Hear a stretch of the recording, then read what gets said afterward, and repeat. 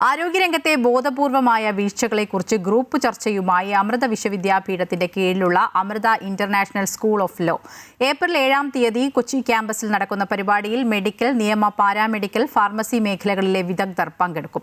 ആരോഗ്യരംഗത്ത് വർദ്ധിച്ചുവരുന്ന ചെലവുകൾ, അനാവശ്യ പരിശോധനകൾ, അവയവ കച്ചവടം തുടങ്ങിയ പ്രശ്നങ്ങൾ ചർച്ചയുടെ ഭാഗമാകും. ഡൽഹി ആസ്ഥാനമായ NGO, doctor Mangalam Swaminathan foundation, Thiruvananthapuram law college എന്നിവരും ചർച്ചയിൽ പങ്കാളികളാകും. ചർച്ചയുടെ ഭാഗമായി വരുന്ന ആശയങ്ങൾ റിപ്പോർട്ടായി സർക്കാരിന് സമർപ്പിക്കുമെന്ന് Amrita international school of law dean professor doctor Anil G Variyath പറഞ്ഞു.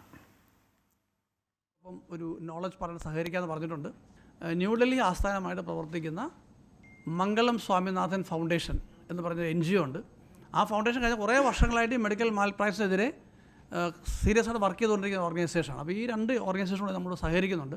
നമ്മുടെ ഒരു സജഷൻ എന്ന് പറയുന്നത് India government as A matter of policy എല്ലാ ഡിസ്ട്രിക്റ്റിലും ഒരു മെഡിക്കൽ കോളേജ് അല്ലെങ്കിൽ ജനറൽ ഹോസ്പിറ്റൽ ലെവലിലുള്ള ഒരു ഹോസ്പിറ്റൽ എസ്റ്റാബ്ലിഷ് ചെയ്യേണ്ട അത്യാവശ്യമാണ്. പ്രപ്പോസൽസ് കൊടുക്കും.